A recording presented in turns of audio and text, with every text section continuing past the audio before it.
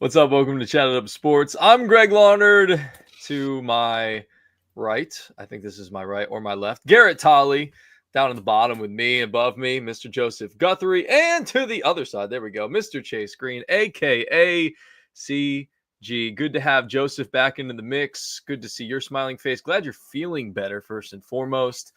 Don't forget, you can follow us all over social media at Chat It Up Sports. Follow us, subscribe, all the good stuff. We are all over the podcast platforms as well. And shout out to Mike's Hole in the Wall, our presenting sponsor. We will be there with you on Thursday this week, but it is the best place in town for professionals, young adults, older people. You want to get a cold beer, you want to get some good food, brunch over the weekends on Sundays, dog-friendly patio. And yes, I understand it's 30, 40, and then sometimes 20 degrees out. It even snowed. It was the snowpocalypse this past weekend. They got you. The patio is covered. It's dog friendly. It's warm. They got TVs galore. Check out Mike's Hole in the Wall, one of the best kept secrets here in Chattanooga, Tennessee. It's on the north shore of downtown, 535 Cherokee Boulevard. Check them out. Do it now. Thank me later. All right, we got a lot to get into tonight. Obviously, the college football playoff is coming to an end. We've got the title game coming up in short order. We've got our matchup set. Chase and I jumped on Friday. If you missed that one, we reacted live to Ohio State taking down Texas. So we've got that matchup, Ohio State versus Notre Dame. We also got the NFL playoff games to talk about. But I have to start with the official news, not Stetson Bennett, but Carson Beck going to Miami with Hannah Cavendier, whatever her name is, his girlfriend, with the Cavendier twins that play on the Miami women's basketball team. He's got his Lamborghini, all the good stuff. But I know we talked a little bit about it the last show, but I want to get Joseph's official thoughts now that it's official that he's losing his starting quarterback to Miami. So, Joseph, start us off. Oh, man. So my thoughts really exist in kind of two categories here. The first one being Carson himself. Good for him, man. You know, he was projected to be a first-round pick, was projected to be like in the higher picks order of quarterbacks coming out of college this year, and it didn't really kind of work out for him this year. He looked kind of rough, whether you want to blame the receiving core, blame Carson, or blame whatever. He did not have the year he was expecting to have, and that definitely hurt his draft stock. Then throw on top of that, you tear your UCL in your next to last game of the season. And everything's just kind of spiraled out of control for you. So you go from being a first round draft pick to potentially falling to maybe third, fourth, fifth round. Cause like, who wants to waste a high draft pick on a quarterback that has to go through 8 months of rehab for a UCL? But like, who wants to draft, who's going to spend that draft pick? So good for him, because the rumor, I don't want to say the rumor, but reported on CBS, the article I was reading earlier, was the deal was for around $4 million. So he's going to make more money than Brock Purdy did this year. He's going to make more money than Russell Wilson did this year, and he's going to make more money than Will Levis did this year. So you get to go to Miami, you get to hang out with your girlfriend, and you get to play college ball again. So that's my first area of thought is good for Carson, because I think ultimately this is probably the best he could have ended up after the way the year, and especially the SEC championship game, played out for him with the injury and, all the interceptions and stuff like that. My second realm of thought is, so early on when NIL and college players getting paid come out, I thought to myself, this could be good for the sport in one realm, one sect, and that is these fringe players that, would leave college early because they wanted to get they just wanted to get their NFL money. Guys that come to mind are like an Elijah Holyfield. That's one of the first guys off my brain, who would have probably benefited from staying in college a year more. Personally, I thought J.J. McCarthy was one of those guys coming out last year. I was like, hey, you should stay, play another year, get more experience, take the Bo Nix route and play as much college ball as you can and rack up that experience. And I thought, well, with NIL, these fringe players will now be incentivized to stay, because it's like, hey, the NFL is going to be there. The NFL's it's not going anywhere. The league's not going anywhere. It's not going to all of a sudden dry up and just close up shop, and Roger Goodell's not going to peace out and be like, yeah, guys, we're just ceasing operations. We're not doing this anymore. So the NFL will be there. If you can make that kind of money in college, go for it, man. Because a lot of these fringe players, you have a real chance to, I don't want to say con a team out of money because you want to expect they're going to make it, but you will have a real chance to kind of bump your draft stock up and make yourself maybe a couple more million than you would have. And college ball is not permanent, man. So you need to enjoy every game while you can. So that's where my second thought lies, is that I think it's good that some of these fringe players are going to come back, not only for their careers and their NFL outlook, but it's also good for college ball because it just makes teams better longer. It's, for me, what I thought college basketball had been lacking was these players that are just one and done. So it's like you don't really have time, in my opinion, that's just my opinion, to get like attached to these players because they're, one and done. So I like the idea that it's going to keep some guys coming back to college, and it's going to keep them maybe there for a year longer and give their team a better chance to play for a national title, especially if it's somebody that's not a perennial powerhouse, not somebody that consistently recruits inside the top five, like an Iowa State or an Arizona State type team that can retain some of these players for just another year and have one more shot. I think that's great for the sport. And I think really this is going to be good for Miami. I think Cam Ward going there, showing the impact that he had and what he was able to do, I think is going to be big for Carson Beck wanting to make that jump to Miami, because he kind of put Miami back on the map and said, hey, look, if you ball out there, you have an opportunity to be a high draft pick. And coming out of this year's, performance from Carson Beck. And look, you mentioned it. He had a very subpar year to what we were all expecting, but you also have to put that into context where he would have had some better numbers if his wide receivers were able to catch the football a little bit more. A lot of drops within that wide receiver room, so that really kind of hindered him. I don't know what else Miami has in terms of all of that, but Chase, talk to me a little bit about Miami and Carson Beck going there and what this means kind of for the rest of the ACC and that outlook and just college football in general. And NIL, in how that has continued to fuel the sport and keep kids in college, like Joseph was just talking about. Yeah, I mean, we saw a lot of that today too, with Singleton and the Penn State crew coming back. Like Beck would have gone 4 years ago. There's no doubt about it. I mean, even if his draft stock would have fell, it's like, well, it's my best chance to make money. Because it would have been hard to come back, very hard to come back in any realm. But now you get to go to Miami, and you've seen you're in an offense that'll allow for some freedom. We'll call it that with Cam Ward. We'll allow for some freedom. So Beck's going to have a chance to really go earn some money back, because we talked about it all year, and we talked about it in the pod the other day, is Beck was about to make a very terrible decision to go to the NFL. Like, he is not NFL ready. The mistakes, and yes, I understand you had bad wide receivers, but I gave the Drake May scenario. When you have bad wide receivers and when you had good ones leave, like Josh Downs and Antoine Green, go to the NFL, and then you just fall into a much worse receiving core. Now you got guys that, you're going to go down to Miami and you're going to be a recruiter now for your team. Like, they're going to get transfer portal guys. Don't know what's a whole lot's left, but you'll get some guys. You'll get some guys that want to come down there and play for you and live in that awesome city. And now he's making some money. And a part of it in the ACC is like, you just got to stay relevant. It's tough, dude. Clemson did not put on a good showing, really. There's a couple teams that might be able to make it, and Carolina's going to get some impact from the Belichick stuff, but I think that's going to take a couple years.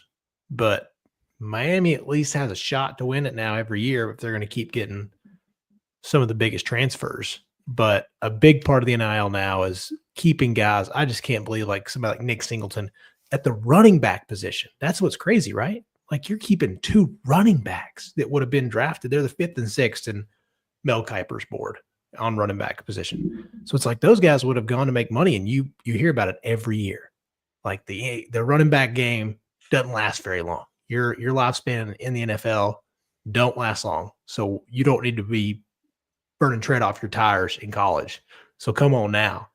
But now you have enough money in the NIL. You're like, well, let's do one more. And Penn State's pumping that money in, dude.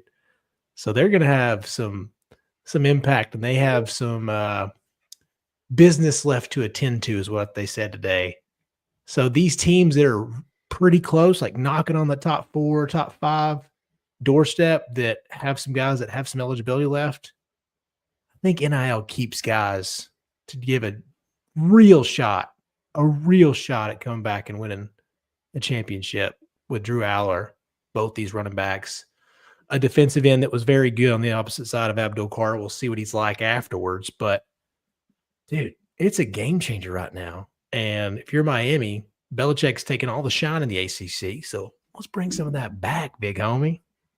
Got to bring some of it back. And I think when Miami got to look at Emory Williams, their sophomore quarterback, it was kind of like, hey, maybe we need to go get somebody, because if we want to stay relevant and Mario Cristobal wants to keep his job, you need somebody at that quarterback position at the stick who can really handle things. And Carson Beck, as mid as he was this past year, is a guy that, with a lot to prove, is in a good situation there in a lesser conference with an opportunity to rise to the top of the ACC.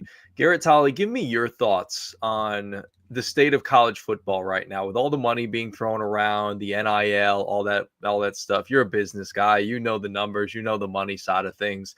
Give me your thoughts on the state of college football and the current culture that is being cultivated here within the sport. Yeah, so there's nothing new under the sun, right? Money rules the roost of this sport. I don't know. I just feel like it's going to give a lot of, like I said, mid-level guys just an extra chance to stay in school, make a little more money.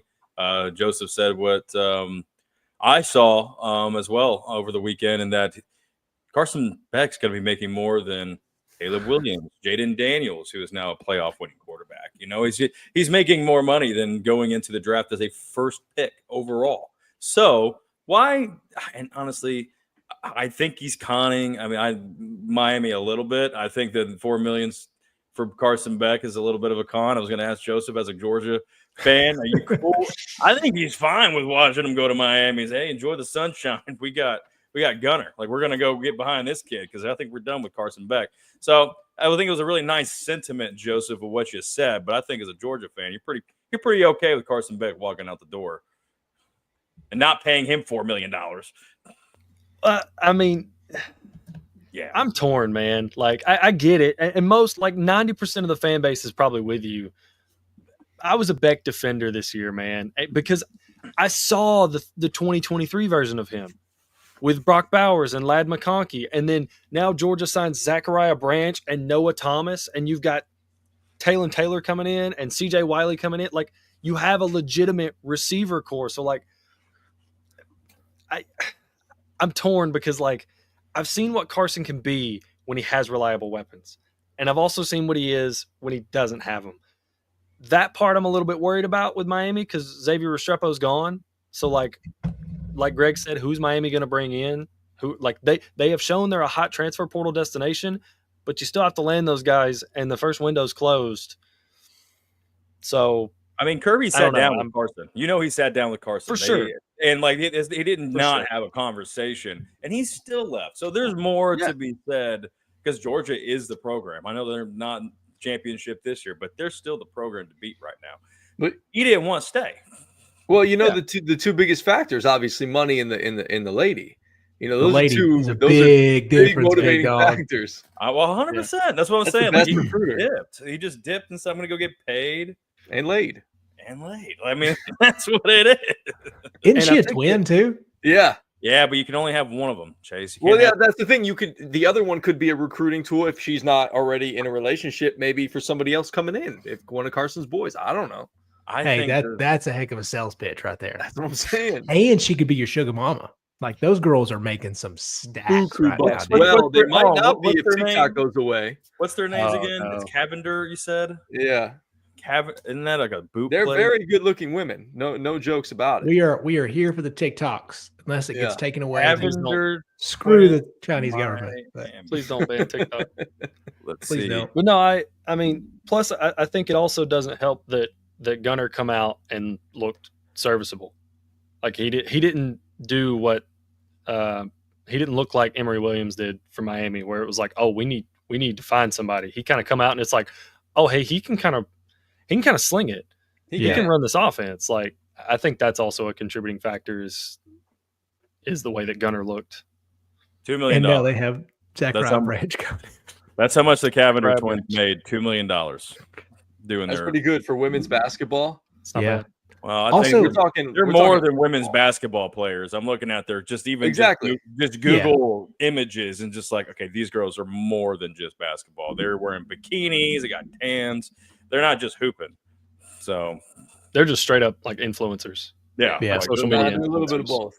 Yeah, Yeah. they're a little bit of both. I don't know exactly what their skill level is. I don't know if I've ever really watched. Have you guys ever watched them play? Because I don't know if they're No. like, can they go to the league? Like, are they legit? I have to haven't look up watched them stats. played, but I can tell you if you're playing D1 at ACC, Miami, I don't think you're shabby at your No. you're good Let's at see. basketball. What's her first name again? I just Hannah? thought it's Cavender twins. I don't know the first name, but it's Kavinder. I don't listen. There's gonna be a lot of pictures that come up. That's not what I'm here for. I'm here for stats. We are stat. 100%. we are- I'll I'm look here at for stats. I have want a basketball. daughter. I don't Can you hoop, dog? gross Well, pictures. Miami's 1-4. So Okay, so big drop off. They could hoop at Fresno when they were the Stars. Mhm. Freshman year, 15.6 per game, 17.0 points a game, Well, 14 and a half her last year at Fresno, and then a huge drop to like 4 points a game and 7 points a game. in Miami. but her sister, 18 points a game, 8 Yeah. rebounds, 5 assists, 1 steal. Yeah, Haley is a baller. Hannah. She got the package ID, the package deal offer. Yeah. The sister did Yeah. look like because she was the Mountain West Player of the Year back in Yeah. 2021 for Fresno State. This is Haley Cavender. Yeah, Haley Cavender. is yakking threes, dude. She's only Yeah. shooting 24% right now. Tough But luck. she's still averaging 18 points a game. Not too bad. volume, baby. Volume shooter. I love it. You know, Pete Maravich also averaged 44.2 points a game, and he shot 44.2 times a game. So Sick stat boomer. just saying. Thanks, JR. That's my favorite. I feel like I could go to some like dive bar here on the mountain and some guy would tell me that. Yeah, Yeah. I'm that guy at the bar. Some dude in the corner just shouts at you. Yeah, he's like 67 years old, just hammering down that retirement check right now. Not Ray. He's just turned 67 and he's still going strong. That's right, baby. That's right. Hey, he's full retirement age in the eyes of Social Security. He So- is, but he won't take it yet. He ain't ready. He ain't No, ready it's to not hang that it. time. Take it. Of course he's not. He's gonna get a little more. If you delay till Yeah. 70. Keep stashing, baby. Stashing that cash. All right. Another thing I wanted to mention, speaking on money purposes, I wanted to kind of shift the conversation over to Notre Dame from a money standpoint. And I wanted to ask you guys, just in general, Joseph, I'll start with you on this in terms of Notre Dame and them being an independent. I know it's been much maligned over the years. Why don't they join a conference? Why don't they jump into the ACC, the Big 10, the Big 12, the SEC, whatever it may be? But now with this new format with college football playoffs and all the incentives of $4 million for qualifying for the CFP, $4 million for reaching the quarterfinals, $6 million for reaching the semifinals, and then $6 million for reaching the final, a normal school would have to share that revenue with the rest of their conference. Notre Dame is an independent. It doesn't have to share it with anybody. So they've got that money by themselves. Do we see maybe some more teams potentially in this format going independent? Could you see that happening? I think at this point, there's no way that Notre Dame is going to go, into a conference unless they're forced into it. Give me your thoughts on that. Well, I think it all comes down to bottom dollar. So, yeah, it's nice to make that money and make those incentives from the college football playoff. But if you add those up and then you add up, because I'm assuming their NBC deal is probably got to be pretty luxurious. I don't know the figures off the top of my head. But I'm looking it up. I'm on it. depending on what those figures are together, like does that match the rev share that an SEC team gets or that a Big Ten team gets? It's because they're $50 getting million What? for Notre Dame or for the Big Ten? for the NBC deal. No, So no, they're no. going to make about $70 million annually. Yeah. Okay, that's so that puts them about crazy. right on par with the rev shared SEC team. Yeah. Wait, So at 170 million is puts them on Yeah. par, or at yeah, because the SEC media rights deal I think was like right at $1 billion. So the schools get about $70 million a year. Okay. So that puts them right on par. So I think it's one of those things where it's like it's gonna hold status quo, because as long as you're making enough money to compete in the NIL market, you don't really have to make a move. Now, if you start to see Notre Dame slip because, say, these media rights deals start to get more luxurious and these conference schools end up making more money than you, even after you've made the playoff and you've done all that. Because think about it, Notre Dame, yeah, they've had a really good year this year, but like that's not something you can count on every year to like write this revenue in for making all these playoff games, because you're not. I think it's fair to assume you're not going to go that deep every year. I think with the way the landscape is, and with the way that teams are and the way they're spread out, I don't think it's fair to assume that any team can write in that revenue every year that they're going to make it, because we're more than likely not going to have these repeat champions now in college football. So you're probably still going to end up being at a bit of a deficit compared to some of these Big Ten or SEC schools, simply because their media rights deal is just so massive. So Huge. I think at that point, Notre Dame is going to look at their bottom dollar, and they're going to look at how much are they, is their disadvantage and the few millions of dollars that they're not making compared to these Big Ten and SEC schools affecting their ability to field a roster that can compete with these teams on the field, because ultimately that's what's going to drive your decision. And it's like Garrett said, like money's driving these decisions now. So the moment Notre Dame starts to slip because they can't afford to field a roster like these teams that are winning playoff games and making the playoffs, then you'll probably start seeing some hard decisions have to be made. I feel like you're going to have to put in contracts that say, like, if you come to this school, if you come to Notre Dame, for example, we win a championship and we get $20 million. I know they haven't won it yet, but we get $20 million for this run. How much do the players get of that? You know, because it's a check written to Notre Dame. And unless there is some kind of governance within that institution to make sure there's a trickle-down effect, they're just relying on donors and that money to pay the players. But what percentage? How much of the 20 do they actually see? And I can see they've lost. I think Notre Dame's lost money by not being in a conference. So if money talks and we're talking about money, they've lost money by not joining. I think it's crazy to think Mississippi State is making the same as a Notre Dame. Notre Dame, yep. And hell, if Alabama just does well, I'm going to get some of their money because they've won it for. I mean, like literally, just because I'm on the same conference as Alabama and Georgia, I'm making more than Notre Dame, and I'm Mississippi State. Well, yeah.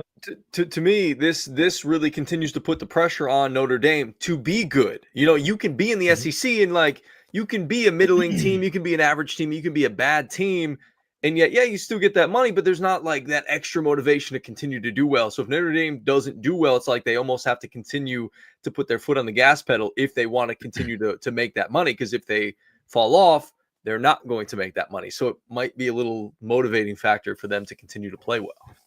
Yeah, and we're also basing this off of the things staying at status quo. So it's fair to assume, because revenue sharing and the revenue sharing model has been pitched by numerous people, so it's probably coming.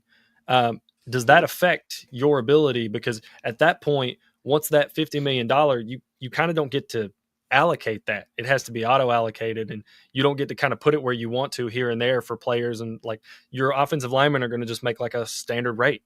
It's like, hey, you're offensive lineman at Notre Dame, you're going to make like $70,000 a year or $80,000 a year. And then if you sign with like Nike or whatever, because you're a higher end draft pick, like what happens then? Like how much money? Because Notre Dame they just have less money than like Alabama or Ohio State or Michigan or somebody like that that's in a conference that's getting a huge piece of this revenue share pie or this media rights deal. So like what happens with Notre Dame then once the model changes and once the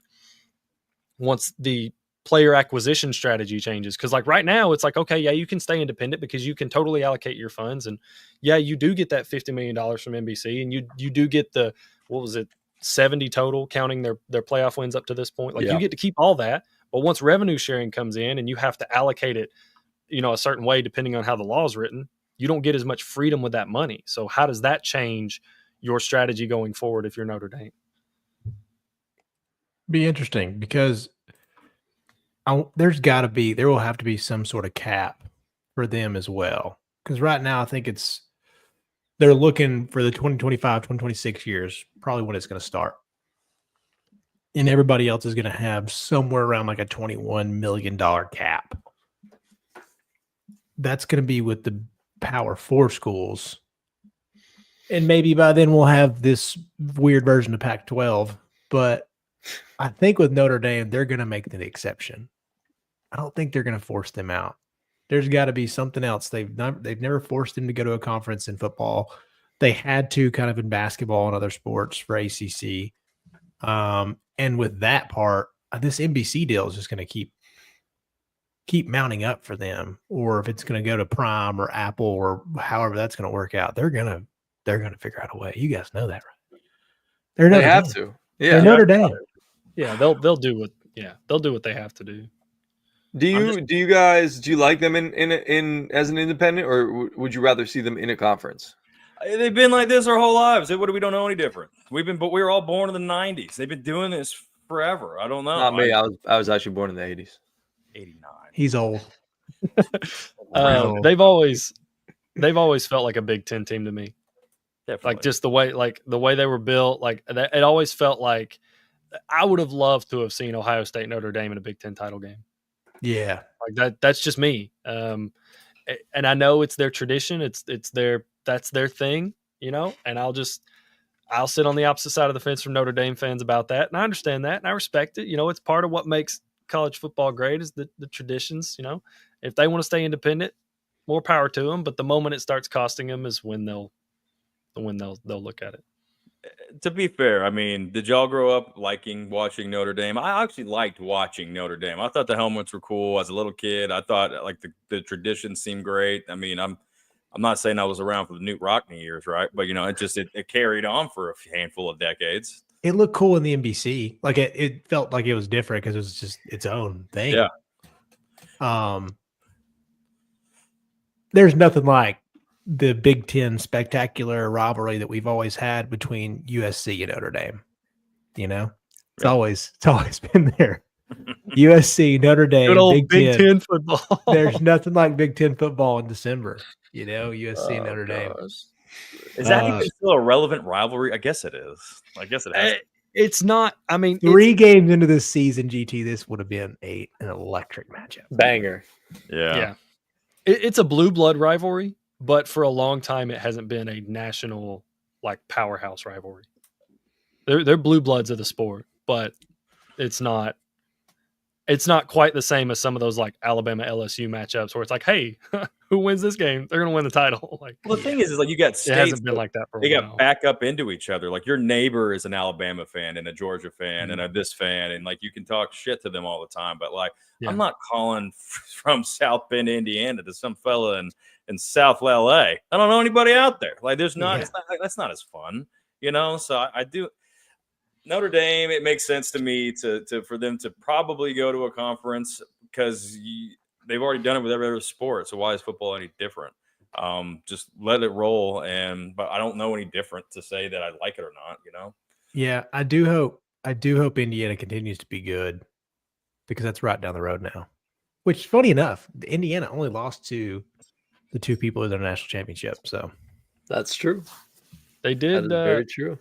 They did also sign Miller Moss, I think, from USC. Oh, did they? No, it wasn't Miller. I thought he did. He's going to Louisville. Hold on. That's right. That's right. No, it's he is going to Louisville. You're going to get it. Miller Moss is going to Louisville. Yeah. Miller Moss is going to Louisville. Yeah. Hold on. I was just looking at this article earlier. I always get him and this other dude mixed up. Gosh, where's he at? Oh, Fernando Mendoza from Cal. From Cal. That's who it was. That's Fernando Mendoza. Okay. Great name.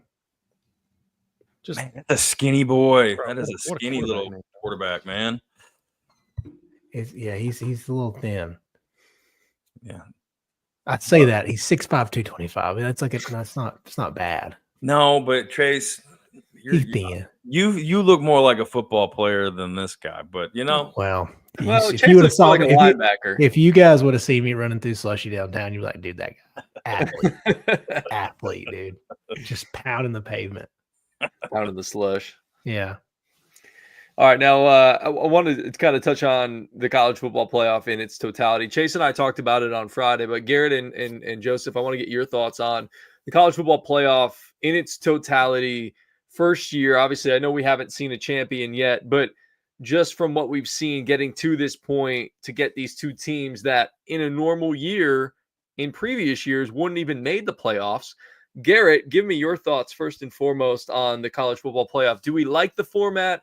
Is there anything you think could be changed or altered or done better? That maybe wasn't as good? Yeah, I mean, consensus, right? I don't think we should have the seeding. I don't think Arizona State nor Boise State should have been a two or a top 4 seed. I do think the seeding can be gotten rid of, and I think that'll change I think they'll change the trajectory of a lot of it. But I do think we have the 2 best teams, bar none, in the championship. I think the college football playoff has shown that. Ohio State, outside of the Michigan game, they really have been the most electric offensive team, in my opinion, with Jeremiah Smith at the helm, catching pretty much anything that's thrown at them, as well as Notre Dame. They've been the hottest team since they lost to Northern Illinois. So they have not lost in a single game since September. So, I mean, I think we did get the best teams.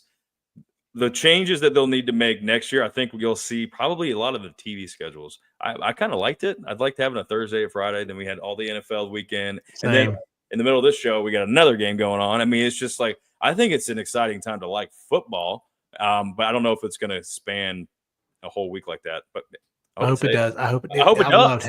I loved having the Friday game.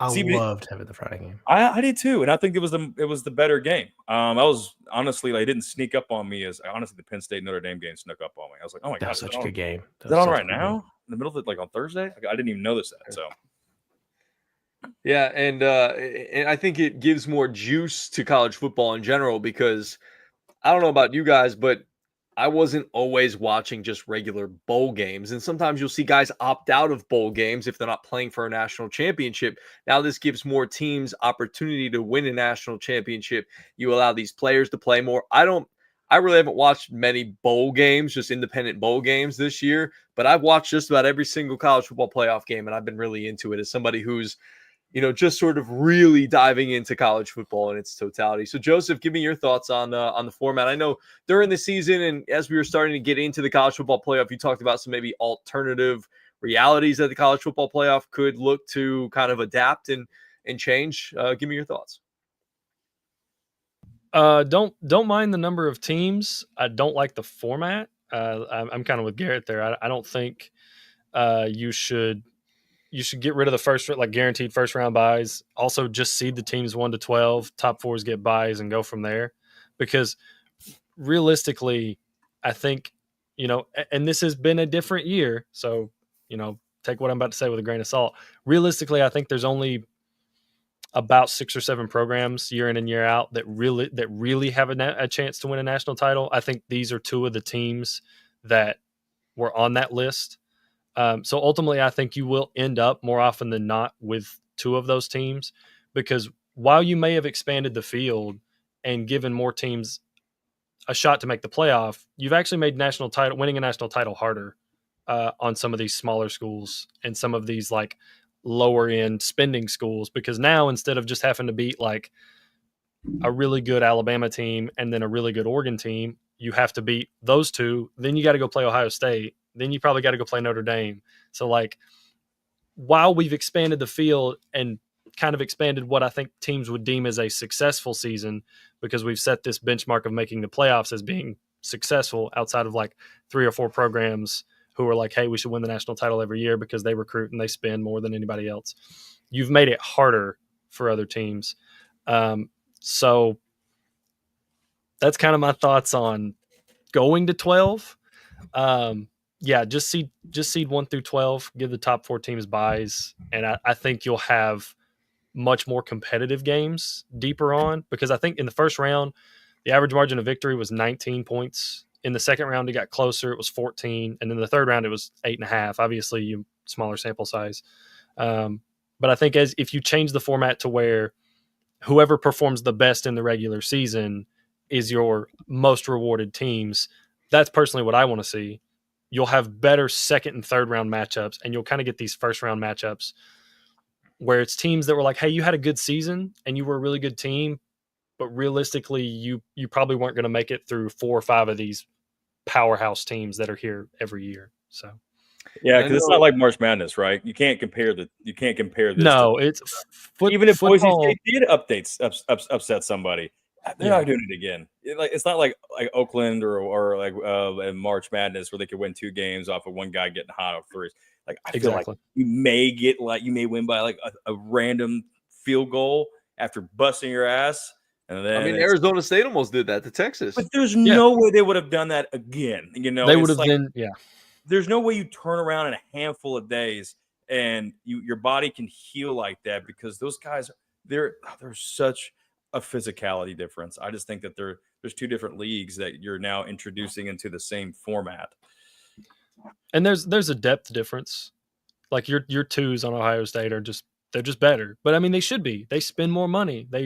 This is what they do. They spend money, so they're good at football. Like it's how the sport goes. But yeah, you'll have upsets.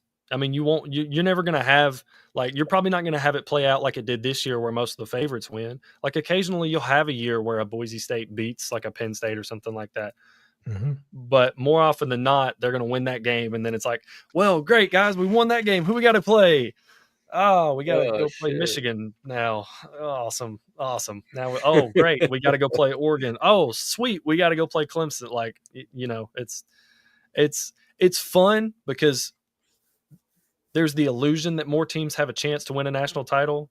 But in reality, it's now harder to win a national title. So I was a 4-team homer. I'll out myself there. I thought 6 would have been the perfect amount, and 2 first-round buys then. But there's no point in arguing that now because it's we're never gonna shrink. We're gonna go to 6. We're gonna go to 16 eventually. Yeah, you might as well just talk about this like it's gonna be 16. So it's gonna be 16. So I mean, just seed them 1 through 16. Don't. And for me personally, for anybody that doesn't follow this like a complete junkie like I am, can we stop doing seedings and rankings? Because that's just confusing. Like just seed them. Just seed them, bro. It's like you're the 3 seed. Okay, you're the number 3 team in the like. This will work itself out. So just seed them. But yeah, I think that would be a welcome change. Is you can guarantee spots. So like Boise would be guaranteed a spot in the playoffs, just not a first round bye. Yeah, and when it comes to Notre Dame, Garrett mentioned he believed that we have the 2 best teams, in the championship. You were a big proponent of Notre Dame not even qualifying for the college football playoff based on their loss to Northern Illinois. Are you sort of rethinking that, or do you still believe that now that they're in the championship? So when they played USC and they finished the season, 11-1, won 10 games in a row, I was like, okay, Notre Dame's earned their spot. Now it was like, okay, just prove it to me. Just prove that you deserve to be here. And they have. They have proven me wrong. I don't feel like my holding them to a standard was totally unwarranted because it's not like they just went out and lost to like Louisville or somebody. Like you had the most egregious loss of the season. So is that a little bit unfair to hold that against them? Possibly. Yeah, you could make that argument. And I wouldn't push back on that. But I'm very much a regular season homer. So like what you do in the first 12 weeks means a lot to me. And if you drop a game that you're a 28-point favorite at home, I'm going to hold that. I'm not just going to forget that.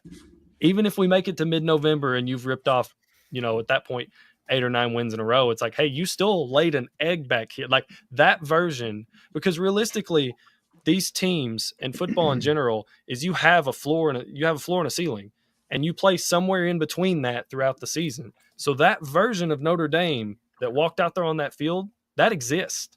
That's always there in that team. And if it's always there, that means it could show up again. So I'm going to hold it against you because it happened on the field. That's just me. They did earn the right to be here, though. So by no means am I trying to say, oh, Notre Dame doesn't deserve to be in the national title. That's just false. That's just objectively false. Because they beat Indiana, then they beat Georgia, then they beat Penn State. Like they earned the right to be here. I was just not going to forget about Northern Illinois. You can't forget about Northern Illinois. And as much as they've earned the right to get here, you just kind of laid out who they went through, and clearly superior to an Indiana squad who's just becoming good under Kirk Cignetti. And then Georgia without their starting quarterback and the wide receivers dropping a bunch of balls. And then they're going up against, Mr. Bright Light, butthole tightening up, James Franklin. So how much of a test have they really faced getting to the college football playoff? Like, Ohio State's road has been much more difficult than Notre Dame. Yeah. No disrespect to Georgia. No. Well, here's the thing though, is like even if it is Georgia without their starting quarterback, you're still playing the number 2 team talent composite team. Yeah. Like it's not like Carson Beck went down and all the 5 stars walked off the field. Like you're still playing that roster. And Penn State, while they're not quite to that level, there's still nothing to laugh at. And Indiana was a hot team this year. Like, no, they're not up there in terms of team talent composite, and they're not a perennial. They're not doing this every year. It was kind of a lightning in a bottle year for Indiana, but still not a bad team. Still not a horrible team. So I still think you have to give Notre Dame credit the fact that they ripped off those games one after another. But they definitely haven't done what Ohio State's done. No. Is it coaching or is it scheme that just happened to be these teams that you're talking about? They played and therefore they got not lucky, but it just kind of came down to mismatches. I would say. Are you talking about for Notre Dame? For Notre Dame, yeah. I don't think I wouldn't say luck or mismatches. I'd say they were one of the few teams in the field to me that, number one, they are coached well. They are coached very well, but they know who they are. They know what they want to do, and they're very opportunistic. They're not going to beat themselves. Like Notre Dame's going to sit back and let you fumble the game away. And that's worked so far. Now, will that work against Ohio State? That's yet to be determined. But it says something when you're a team that doesn't beat themselves. And a team that doesn't beat themselves is hard to beat. And it's also a sign of how well coached you are. Yeah, especially the physicality they bring. That's the big part that might I'm sure we'll do a little bit more on Thursday, but their physicality is going to be a huge factor against Ohio State because you're going to have to bully them a little bit. And I don't know if you can. And they have one of those secondaries that can actually keep up. Mm-hmm. That's the big part is I don't think you're locking down Ohio State. But as far as competing goes, this is it. You just can't have the Riley Leonard interceptions. No. You can't have those. If you watch Michigan the past few times they've beat Ohio State, minus the 42-27 game or whatever, that's pretty much how Michigan's beat Ohio State is they just punched him in the mouth. Yeah. And that's what, like, the whole Lou Holtz, Ryan Day, I'd love to know where Lou Holtz is right now, is because of physicality. It's because your team got called out for physicality. And now you're about to play Notre Dame again, who, if that's anything we can say about them, is that they are physical. Because one of the things that was pointed out, I think it was, I don't remember his name on CBS, pointed out in the Georgia-Notre Dame matchup, just the sheer size and weight difference between the Notre Dame defensive line and the Georgia offensive line. When you watch that game, did you see that? Did you see any kind of note? Like, it didn't matter. No. It didn't matter. They didn't care about the size difference because they were more physical. And they were like, hey, we're going to punch you in the mouth. What are you going to do about it? So could that work against Ohio State? Yeah, it's worked for Michigan. But can Notre Dame do it the same way? They also don't have the mental edge of it's Michigan versus, like, they don't have that. It's the game factor going in versus Ohio State that Michigan does. Well, didn't you guys feel like there were times, like if Texas could have just capitalized on offense, that they could have shifted some momentum against Ohio State? Like there was that middle 16 to 20 minutes was a toughie. Like that was tough to watch because it was just after the 7-0, you're like, wow, dude, this front line for Texas is finally getting to Ohio State. That if Notre Dame has the capability to use Love, use Leonard, and heck, man, as creative as they got with these wide receivers last week, I mean, who knows? Like this could be somebody that if they can score, they're gonna have to capitalize. Like they're gonna have to play like perfect football on offense for them because they're not just gonna be going out here and doing what Ohio State does. Yeah. Doesn't it feel like if they can kind of be physical and then capitalize unlike Texas did. I think It Jeremiah gave you some- Love.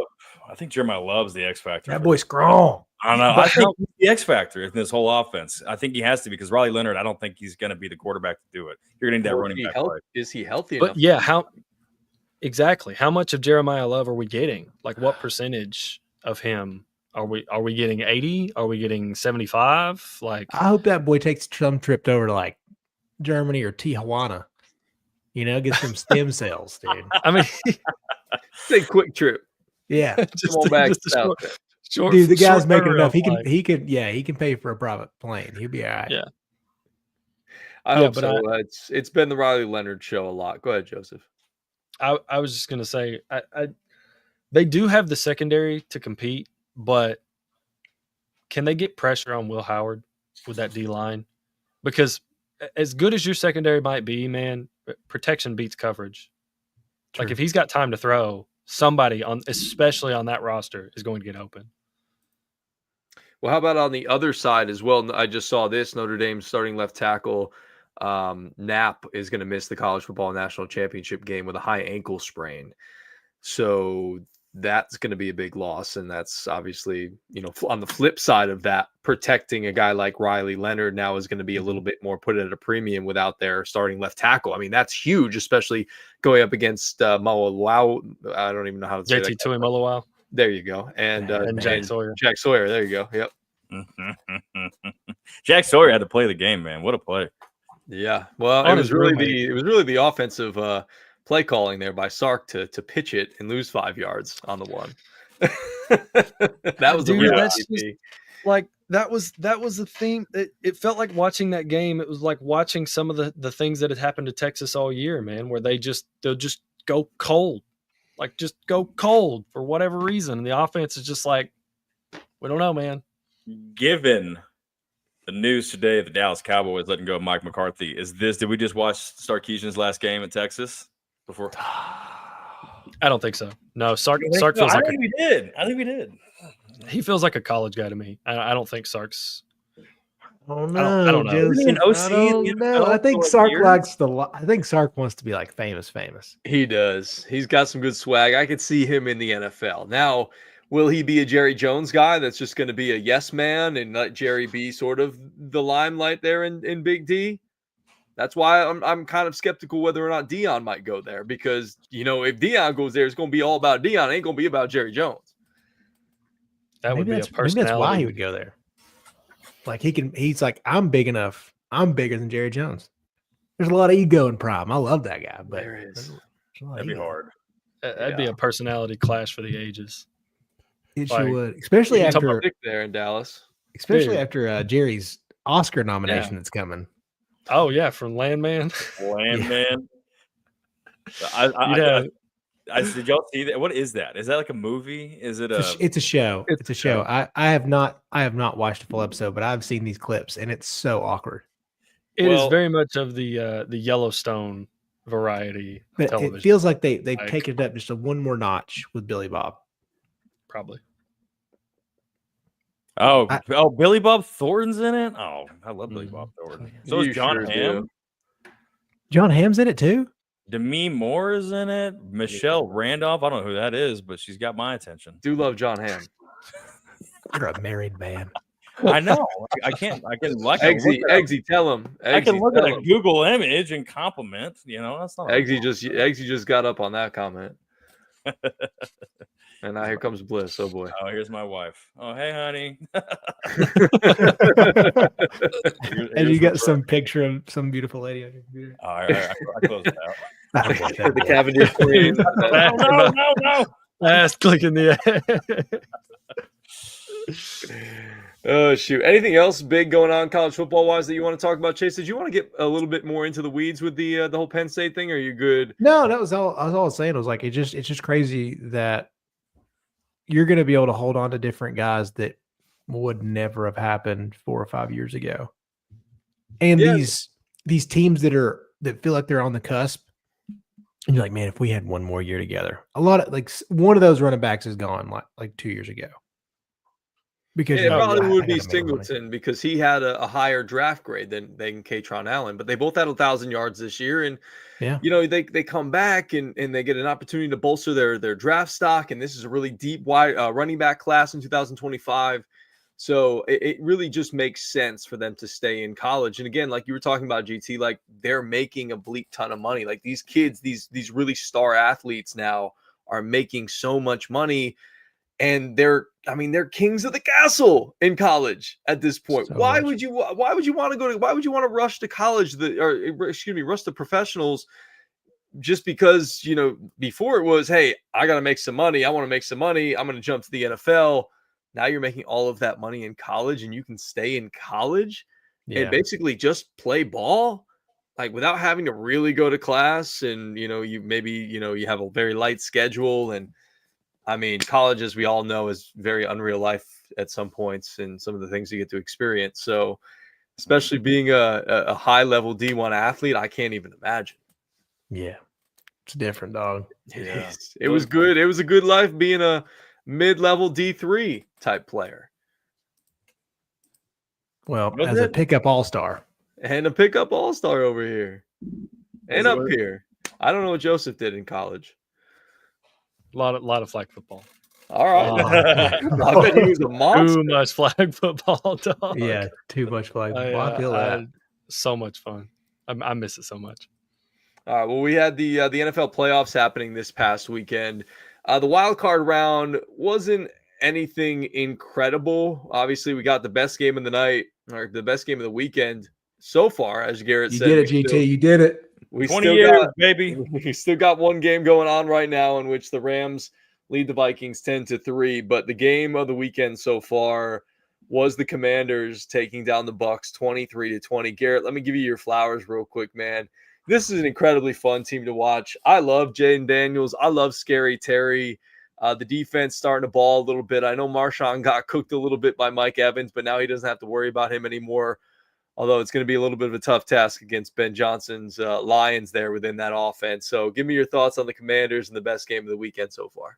Man, it feels good as a Commanders fan. Talked to my father as a Redskins fan. They are always Ted, always and forever. It is 20 years since we've won a game. I mean, in the playoffs. So I mean, stoked to watch it. I love to see the chemistry. Got to hand it to the Bucs, right? Baker Mayfield, he played really well. Honestly, if you looked at how he ran, his like QB kind of scatter, runs and all that, he always plays with heart. So I think Baker Mayfield and Mike Evans definitely kept them in that game, but the Commanders are a new team. They got new management. They got a whole slew of athletes who are willing to play with each other. Earlier in the year, Jaden Daniels and Terry McLaurin did not have that chemistry. Believe it or not, it was something that was very difficult for them and had to work on throughout the season to get there. Hey, no better time to have it than right now. So do I think this is a long-lived experience for me? No. I'm happy with my one win. You never know, man. You never know. Those Lions are good. Hey, listen, I'll take the upset. I will take it. I think that I don't think our defense is strong enough to keep up with the Lions, and I think the Lions defense is strong enough to kind of keep up with the Commanders. So I do think that their next game is going to be much more difficult, as I think the Lions are my Super Bowl pick for the year. So definitely excited for now. It was a great game. And for all the Washington fans out there, hey, we got one, baby. 1 in 20 years. I'll take it. Yeah, and you mentioned Baker Mayfield, and he did have that costly turnover late in the game and the fumble. And as good as he was, he made a critical mistake in a big moment. And Jaden Daniels and the Washington Commanders punched down the door, found a way to win it. Zane Gonzalez, the doink to get to the divisional round. Banks open, baby. Yeah. True Washington fashion. Let's just I'm literally on the edge of my seat. I'm like about to cry. Like I was like, did he miss this? Because dude, you could see that veering right, and I was like, this freaking Gonzalez missed it, man. Freak. But I do, dude. Honestly, great story. I don't know if y'all know about his story, but he was like addicted to drugs. He worked his way back from a lot of personal trials. So he to kick that field goal is a very monumental. There you go, monumental. What was it? Momentous. Monumental. It sounded good Hey, It sounded good. If you'd have kept going, I would have been like, yeah, totally I work. can't, because someone would have been like, "The hell's this guy talking about?" But we anyway, say that a lot that's about yeah. you. That's Great, half yeah. our show with you, bud. Yeah. Well, anyway, that's where I'm done. All right, I'm done with what I'm saying. Chase, give me your thoughts, the biggest takeaways. Who won the weekend in your eyes, other than the Commanders? Obviously. Oh man. I'll start with Lamar Jackson looking awesome. That was fun. But Texans defense, that's who won the weekend. The Texans defense, I'm not going to pick on yet, but the Texans defense definitely won that weekend. They had a blast. They were like, dude, Justin Herbert, this guy, it is the snooze fest slot. Like, that's a tough slot. The Texans are there every year. But I was kind of down on him. I was like, I don't know. Harbaugh, I liked Herbert. I still do.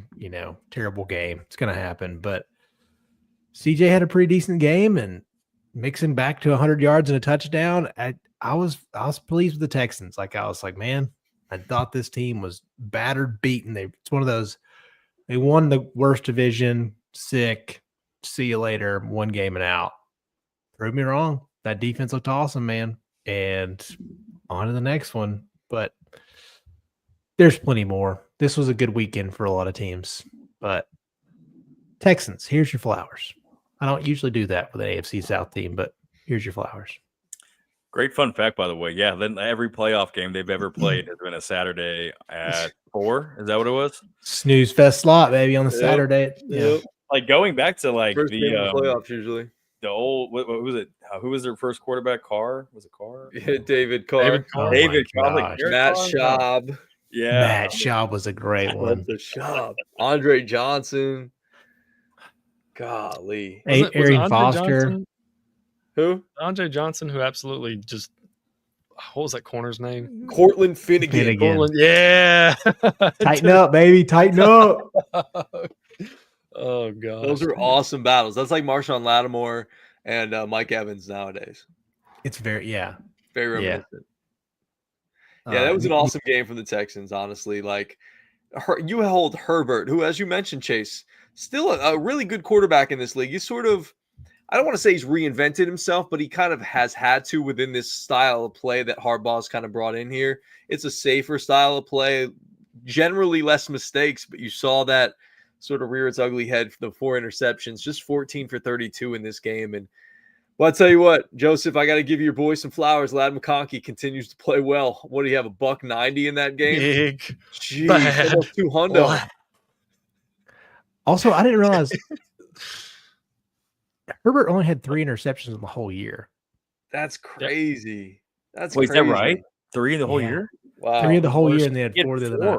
See, like that's the thing that Harbaugh's changed within this team. It's less turnovers, less mistakes, better special teams, and again, like I said, it just reared its ugly head on Saturday. And Herbert just give credit to D'Amico Ryans and his defense. They forced the Chargers' hand a little bit, and when you don't have the Keenan Allens, and I'm not saying Ladd McConkey's not awesome. He's awesome, but look what you have behind him. You're throwing to guys like DJ Chark and Will Dissly and Demarius Davis and Hassan Haskins and Quentin Johnston couldn't do anything on 5 targets within this game. So it was tough. I give a lot of credit to the Houston Texans. As you mentioned, Chase, CJ Stroud was good. Mixon, Collins, like the good guys played really well in this game.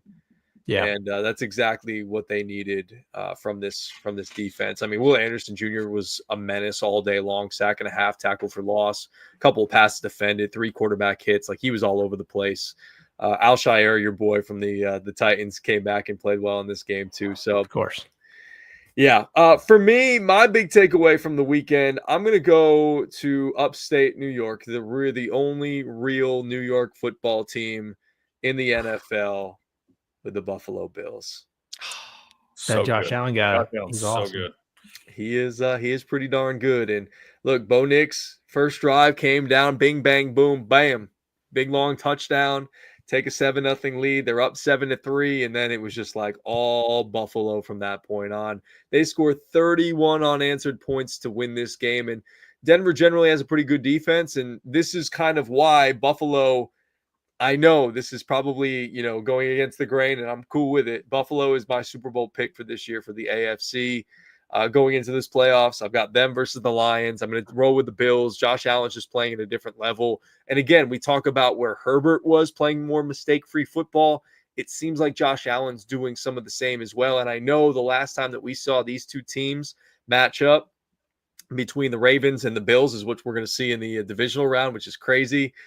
Allen did not play very well. Didn't throw any didn't have any touchdowns, I don't believe, in that game. And the Baltimore Ravens boat raced them. And I think this will be a really good matchup to see if playoff Lamar is truly playoff Lamar from what we've seen. A guy that really doesn't show up in big moments. And it felt like they should have beaten maybe the Steelers by a little bit more because they completely dominated that game. Russell Wilson didn't play all that bad. But I really like the way that the Bills are playing right now. And specifically, you mentioned Josh Allen, but a guy that not a lot of people are talking about, James Cook, running the ball incredibly well. He doesn't have a crazy stats in terms of yardage. He just got over 1,000 yards, but dude's got 16 touchdowns on the season. He's averaging 5 yards a carry. The defense is finding their footing, and it's sort of like a receiver by committee. You really thought that a guy like Amari Cooper was going to come in here and be like that stud that they missed with Stephon Diggs and guys like that, but he just sort of has slotted in. He really hasn't been anything incredible. He hasn't had a lot of big games. I think he had like a 2 touchdown game in his Buffalo tenure, but you've got guys like Curtis Samuel, like dusting him off with a touchdown this last game. Khalil Shakir is incredibly slippery. You got the 2 tight ends with Dawson Knox and Dalton Kincaid. You even got a guy like a cast-off in Ty Johnson, who's been a good third down receiving back in his time. What a catch that guy made in the back. Incredible on 4th and 1, dude. Like back in the end zone, sliding down. That's a hell of a catch for a running back to make. Yeah. Oh, speaking of Curtis Samuel, did y'all see the king of the end zone stuff? No. Have you guys seen this? Okay. So this was on DraftKings, and how this works is it went viral because if you pick Curtis Samuel for like an anytime touchdown, this is how this worked. There's I think it's $2, maybe $4 million pot they have. And if you pick Curtis Samuel to get an anytime touchdown, it's whoever you have is like the longest whoever gets the longest touchdown of the weekend. All you have to do is just bet like anytime touchdown Curtis Samuel, and you get a share of that $2 million pot. Because a lot of people are going to pick like, I don't know, like Ladd McConkey or somebody like that. Well, Curtis Samuel won it. And if you picked Curtis Samuel as your guy, you got $13,989 worth of free bets. Wow. Yeah. Wow. That's insane. Yeah. That is insane. $13,699 worth of bonus bets. Dang. I saw this guy like on Instagram that was scrolling up, and it just says, this is what it looks like. It's just $1,000 free bet, $1,000 free bet, $1,000 free bet, $500 free bet. Could you imagine that's what you're rolling into Monday night with? God, in my heyday, that would have been awesome. In my betting heyday, that would have been awesome. Not anymore. Not anymore, baby. Do it anymore, but it's just funny, like to hear like these things. Like Curtis Samuel was our longest touchdown. Troy Franklin with 43 yards is our next one. Wow, I thought Ladd had a long one in their game. No, he had a long gain. I don't think he had a long touchdown. He had like a 60 something. I think he had like a 50 or 60 something yard reception, but not a touchdown. Gotcha. That's crazy. So also speaking of yards, I did not know Khalil Shakir was second in yards after catch way behind Jamar Chase right now. Really? In the NFL. Yeah. Wow. This group of receivers, like you mentioned, G, it's crazy. Like there's no star. They're all really good at what they do. Like Amari should be the star, but he just hasn't. I don't know if he's like lost his luster or it's just not fitting well in the Buffalo offense or what it is. But he hasn't really shined very much. I don't know if maybe teams are doubling a little bit more, and he hasn't really been able to get involved because they don't want Amari Cooper to beat him. But it's just receiver by committee right now, and it's working out well. They got a lot of good guys. A lot of good guys. It didn't work for the Packers to have good guys as wide receivers. But that was tough day. Yeah. Tough day. Boys, y'all brought up a lot of things about who won the weekend, and you missed one of the biggest ones. Well, What, go what, ahead, did we, tell what did us. we miss, What did Joseph? we miss? Yeah. The Ravens, and not because of Lamar. Derrick Henry has his 10th 100-yard or more rushing game of the year. I know, Joseph. Absolute. Dude's just overrated. He's not even that good. So bad. What a- is that, dude? Titans, He had 100. Titans He had Blues. baby. 186 yards, dude. Chase, I I don't know. mean to rub salt in the wound, dog, but like I can't like you. I can't ignore that, man. 26 carries, 186 yards. His 10th game of the season with over 100. It's wild. Like, what a perfect fit for them. I mean, just Yeah, hats off to the Ravens, dog. it's Are you it's still- are you changed still everything for hurting? them. Are you still hurting by that? Oh yeah. Like, I mean, I'm happy for him, and man, this number 1 pick better be awesome. I I hope it's a little better than the pick they got for AJ Brown. Me Do too. you trade that pick if you're the Titans? I think you trade that pick. Yeah, we have too many needs, and there's not. I don't think there's a guy. I There's not don't one think dude. Shadur or Cam are No. it. Or Travis Hunter. Like, I mean, he's probably Yeah, better. I mean, like Travis Hunter's not even like I like Travis. Obviously, one of the best college football players we'll ever watch. Maybe great in the NFL, but right now, I'm like, I don't feel like he's like a top 5 wide receiver or a top 5 corner. Like, yes, he can do both, but he's not going to play both. Like, I mean, I don't think He doesn't fit what you need. He'll Yeah. make more as a receiver. I don't know why he doesn't be more vocal because he about can't that. be the offensive line, corner, wide receiver, tight end, and quarterback. If he can do all 4 of those, that's what we need right now. Yeah, there are so many needs with Tennessee. So many needs, and Brian Callahan just has to be like, all right, this is great to have the number 1 pick, but there's not a clear-cut number 1 guy. As you mentioned, Chase, we got to trade down and we got to just get draft assets right now because their draft classes have been a little depleted in the past. Miggy and I think we were talking about it on and Garrett on Thursday that, look, Peter Skoronski, I mean, hasn't even really been – he had a kind of a tough year, and I thought he was going to be a lot better. And so the offensive line needs to, obviously pick up. You need receiver help. I could go without bringing Nick Westbrook-Akine back. Those 9 touchdowns feel very faulty. What are you talking about? 2 catches, 36 yards, and a tutty doesn't get it for you every week. That's false. That's false advertising right there. It's like a push-up bra. Let's talk about good football, please. I mean, Let's if talk we're about- We're not going to talk about the Packers then. if we're Okay. if we're still Let's talk about the Philadelphia Eagles. That wasn't great football either from them. Honestly, like Just they made it should have work. rolled us the way our offense was playing. Their offense was very lackluster. Maybe it was the Packers defense. Maybe I need to give them a little bit more credit, but this was not and I said it. I've picked the Eagles to win. Like this team just didn't feel like they had the juice to win the Super Bowl this year, compete for a Super Bowl. So like I said, going into this game, like I didn't really have any expectations. Obviously disappointed by the finish. A lot of injuries in that game that just kind of decimated us even further. And the Eagles, I was kind of disappointed. Like they should have rolled the Packers better than what they did. The game was closer than the final score really indicated. Yeah. Do you guys ever feel like, I mean, despite a very solid, and I know field position helped, but Hurts is 13 for 21, 2 touchdowns, no picks. I still feel like it was pretty lackluster. I Very don't know. He's just hard to trust in. Then I look down and Well, I mean, see Saquon. he didn't get AJ involved really at all. Yeah. And the Packers didn't catch, have 10 their yards. best cornerback out there. I don't think Jalen Hurts will ever win a championship game. I've watched him play for almost 10 years now, right? I think we all have. I don't think I've ever seen him win a championship game once, no matter how good of his regular season looks like. Playoffs, for whatever reason, postseason. He's a national champion, though. Yeah, he is a national champion. He's a and backup. SEC. He was I got benched for Tua Tagovailoa. So you can't even say the name, and you got benched for him. He came back in the next one, didn't he? He got benched in the Natty. He came back in the SEC title game. That's what it was. Yeah. Bama won both those games. Just wait, what? No, yeah, that doesn't count. No, the big game counts only. The big game only. Well, he Counts. came in and won the SEC championship game.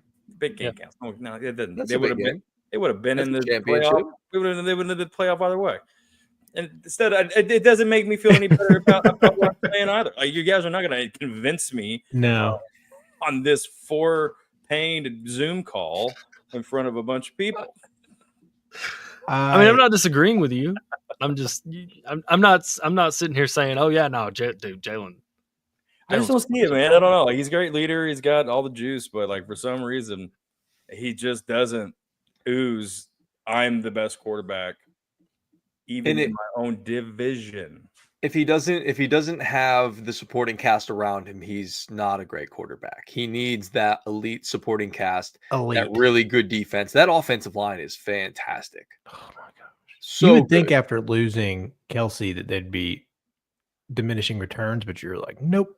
No, Juergens has been good at center, and bringing over Mekhi Becton from the Jets and resurrecting him, and Dickerson right next to Juergens. Like Lane Johnson's been there forever. It feels like it's just they're just so good, man. Like Mailata is one of the guys that least talked about in the NFL in terms of left tackles, and the offensive line's so good. So like without all of that.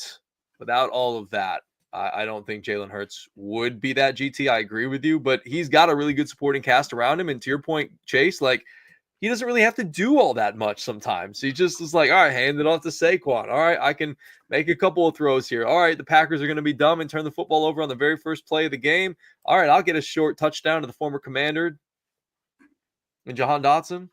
I know, I watched him. I know Jahan, baby. He looks great. I hate that we lost him because he's a fantastic route runner. Damini, what was his name? Damini Brown or Diami Brown? Diami Brown. Yeah, he had a pretty good game in that game last North night. Carolina boy. He's a great dude. Honestly, him in North Carolina was fantastic. He's a great deep threat, very athletic. I think that's why they got rid of Dotson because they had Brown. But Jahan Dotson was our first round pick, and from Penn State. Like we gave up his workout. I know, man. But I think he's been fine. He's been fine. Like it's not like his first touchdown of the year. Yeah, he's been like okay-ish. Like there's nothing. He's not been great because they have other two really good wide receivers in Brown and Smith. Devontae Smith. Yeah, he had more touchdowns with Taylor Heineke than he had with Jalen Hurts. I don't know, bro. I don't know what that tells you about your quarterback. But no, that just tells you there's better weapons there to throw the football to than there was in Washington. Taylor Heineke couldn't even get the ball out of his hand. He was Taylor Heineke was a gunslinger, bro. He's a gunslinger. Man, him and his first start at ATL, I was like, oh my gosh. Yeah. He is a cult hero. He's like the cult hero of the Tampa Bay playoff game a year ago or 2 years ago, whatever it was. And that's what he was. That was pretty cool. He almost took down Tom Brady. I am pretty sad that Nakobe Dean went down. He's probably like my favorite. He's been like one of my favorite players to watch. You think? My dog. Honestly, in college, it was so special to watch like that kind of line because he felt like the last of the Mohicans in these great dominant like linebackers. He's a little smaller. Like whatever you want to. But he's small as, but then they're like, I don't know if he'll make it in the NFL at 5'11", 230. It's like 230, bro. You kidding me? The guy's probably squats like 5,000 pounds. It was a bowling ball. Yeah, and it's like, dude, he's gonna be just fine. And then he gets his chance, and he's been really good this year. He's got it up here, man.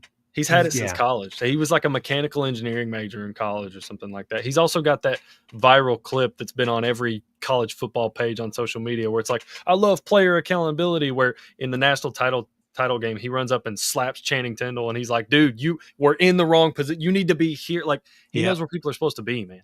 He makes up for his size with intangibility. Like, he's so fast on the out. Like anything that's out going on the edge where some of these stockier guys usually don't catch, he catches you, bro. He catches you. He's such a good tackler. Georgia North. I think this game was very indicative of like two teams that have taken a lot of Georgia players over the last like couple of years. One team has taken the right Georgia players. The other team has taken the wrong Georgia players. Yikes. because Quay Walker, meh. Devontae Wyatt, meh. Eric Stokes, nuh-uh. Javon Bullard, though, you put him in the slot. He's looked pretty good. I like Javon Bullard there. So we got one. You take one, right? Yeah, I guess it's better than nothing. I worry about it. While we're talking about the Packers and the Eagles, I worry about it. Feels like the Eagles have just trouble sustaining drives. I don't know. It feels like something gets off with the offense. Like looking at the drive chart, they had the first touchdown, 3 plays, 28 yards. Then after that, 5 plays, 18, 11 plays, 57. That was a field goal. Then it's 3 plays, 1 yard, 3 plays, 5 yards, 3 plays, 1 yard. Like you run 9 plays and gain 7 yards with that offense. Like how? You have Saquon and A.J. Brown and Devontae Smith and Dallas Goedert. Like how do you not at least get a first down 3 drives in a row? I don't know. I can't figure out why they just randomly kind of feels like we talked about with Texas earlier. They just stall for whatever reason. That does it has the same vibe, doesn't it? Yeah. They just go cold, and it's like nobody's on the same page. So you guys aren't buying into Philly at all. Like you guys think that Philly's going to lose this next round game? Who are they playing? They'll play the winner of this game. Winner of this game tonight. Yeah. I mean, the way the Rams are playing up 17-3 right now, like they are getting after Sam Darnold, and the Vikings have a pretty good offensive line themselves. Now, obviously, it's not the Eagles, but yeah. We'll see how the rest of this game plays out. We still got a whole half to go, but yeah. Oh, dude, when they're healthy, Braden Fisk and Jared Verse have been absolute just what a draft, bro. What a draft. Like Braden Fisk on the same team too. Like and they give you a great little social media video, and then both of them get to call each other. It's like, dadgummit. Yeah, dude. They got Byron. What was it? Byron Young there too? Yeah, dude. I think so. Yeah. Yeah, former Tennessee Vol. What a rotation. D-line, nice. D-lines. Byron has had.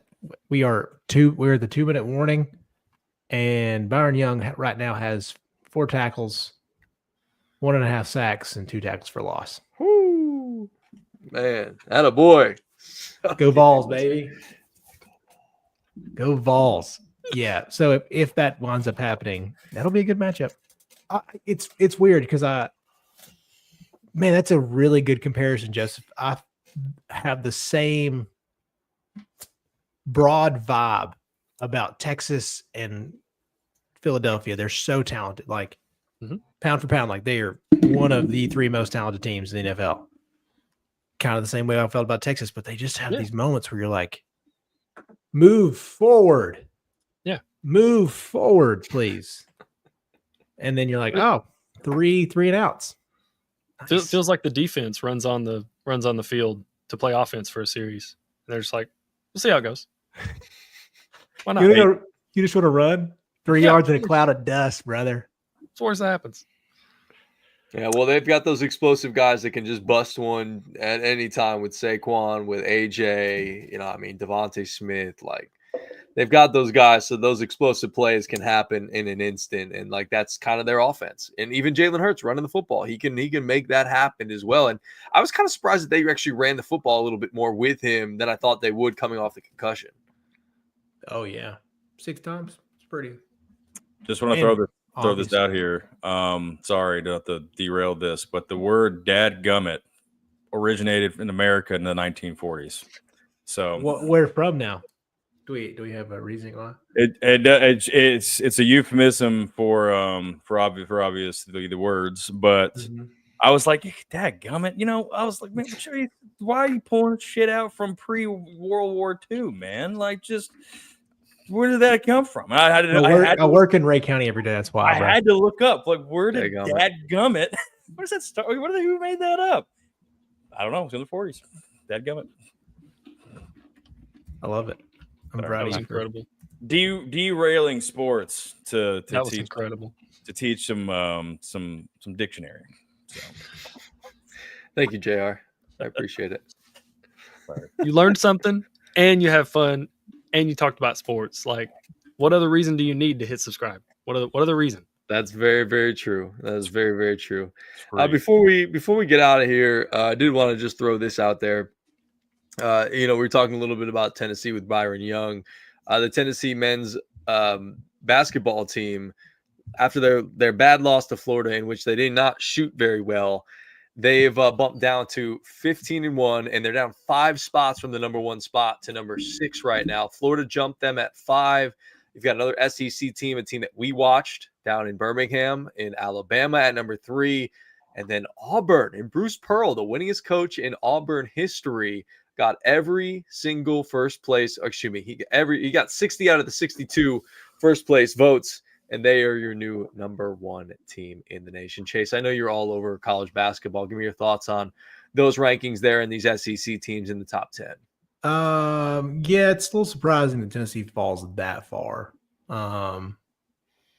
I don't know if you're going to move Florida up that far. How in the world is a Duke? And I mean, Cooper Alabama. Flag dropped what 42 piece the other night. Yeah, but it's but golly. You lost to Kentucky too. It's like I don't know. Like that's one of those things. Like I know I'm somebody that tells everybody don't get caught up in the rankings early, but I still look at it and I'm like, what are we doing? You know, we all do it. That's what sports is beautiful for. I saw a lot of stuff like, well, this is the Tennessee teams we're going to get. Like they're overrated. This Tennessee team's awesome. When Chaz figures it out, like this is going to be a fun basketball year.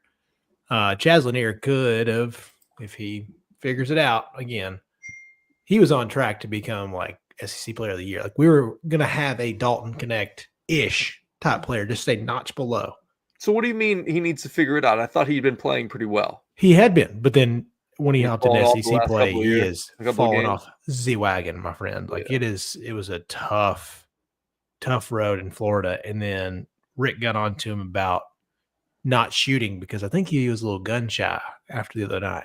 So yeah, then you had to grind one out the other night against Texas. Which Texas always plays is tough. They do. Don't know what it is about him, but yeah, he was averaging like 20 points a game. So he was, I would say, I'll just go back to like just December 26, 22, 17, 19, 23, 24, 29. That was his run of points. And then 10 and 10 the last 2 games. But 10 and 10 on 18% and 27% shooting. Like that's it's tough. And look, he came out and he handled Arkansas like that. He was 29 points, 2 rebounds, but the guy can just absolutely fill it up when he gets rolling. Can we count Florida as a fluke though? For the whole team? Oh, it feels very fluky. Yeah. It's 15 wins. Terrible shot. 15 wins in a row, right? Yeah. Yeah. No, 14 wins in a row. 14 wins in a row. Yeah. You got some good wins in there. It's not like we were just beating up. We weren't just beating up on Gardner Webb and Montana. And Baylor, we got Baylor. We got the Baylors. We got Miami in there. We got Illinois in there. A tough MTSU team. But all that to say, in totality, this is going to be a good college basketball year.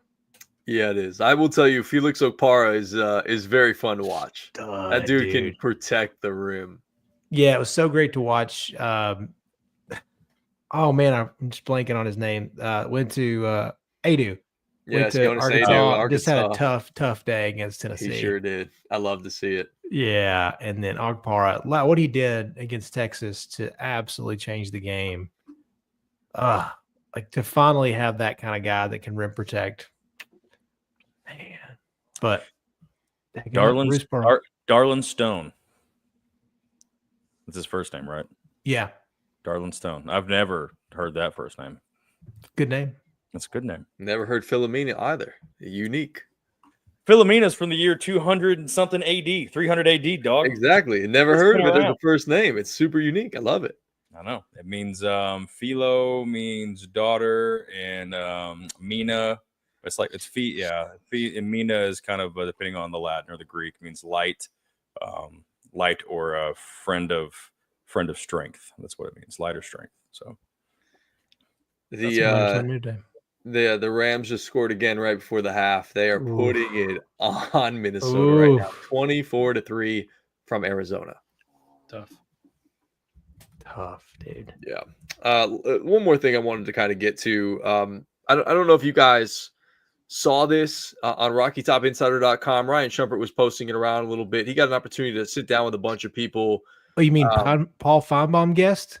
Ryan Shumpert? Oh, he was. He joined Yes. the ranks of Max Chadwick. How about that? He did. Was it to talk about the Lane Kiffin story? I wonder if it was. I didn't get the chance to look at it. I just saw he posted on there, and I was like, my dog. Dude.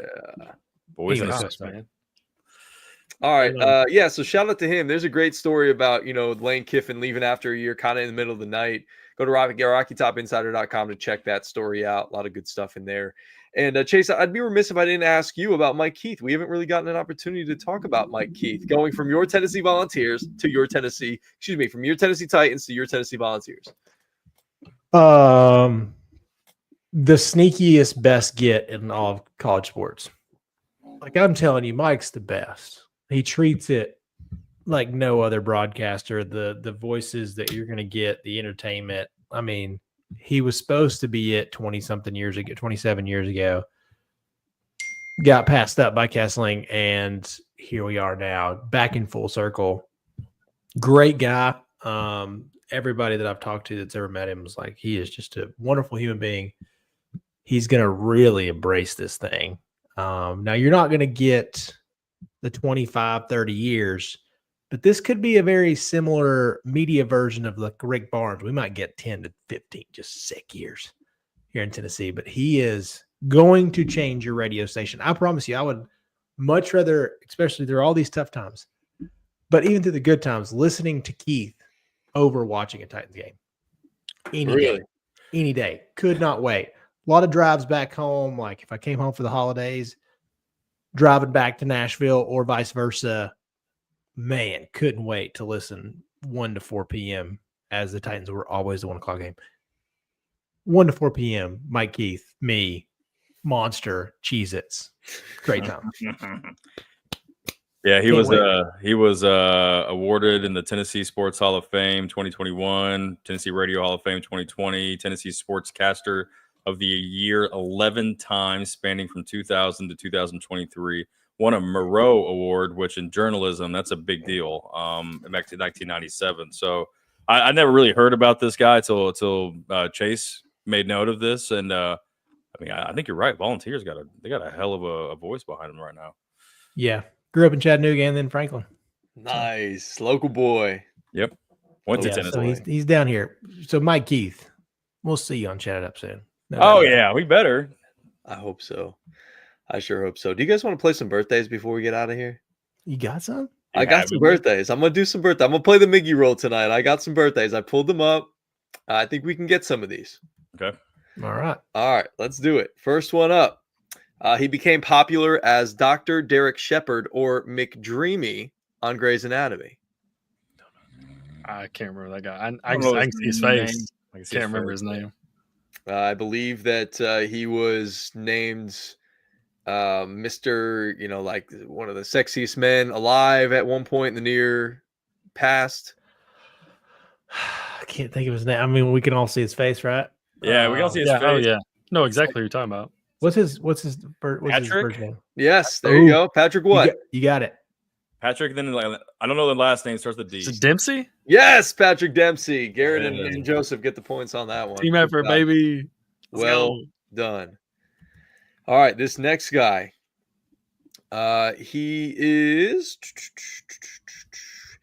He starred as Gale Hawthorne in the Hunger Games film series. He is the brother to a very famous actor who plays Thor. Liam Hemsworth. There you go. Well done, Chase. I figured you would get that one. Big fan of Liam. Yeah. But bigger fan of Chris. Of Dude course. crush. Dude crush for sure. All right.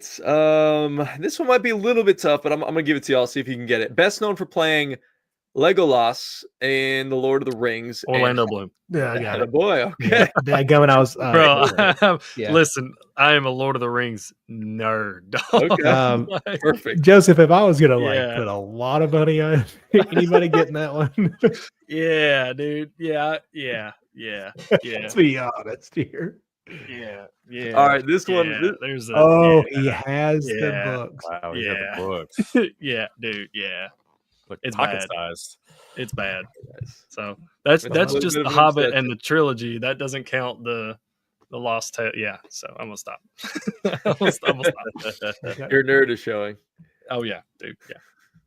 All right, this next guy's an athlete. He is a versatile center who was selected first overall by the Edmonton Oilers in the 2015 NHL draft.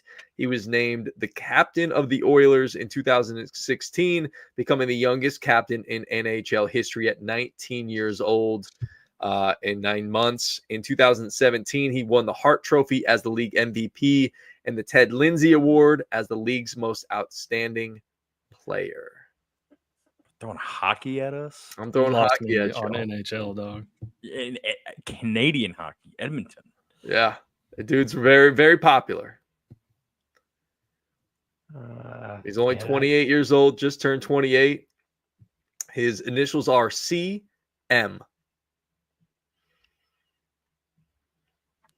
No Dog. shot. Yeah, that. Oh, is it Connor McDavid? Bingo, you Connor got it. McDavid. A job, Joseph. I have no idea. No idea where that poll came from, dude. I like it's one of those things I've heard that name, and I'll be honest, I Yeah. think it's like from these shows like McAfee and them talk about hockey some. Yeah, I could not have told you who Connor McDavid was, but when you said CM, I was like, that name popped up. Let's run with it. See what you got. Nicely done. Who knows?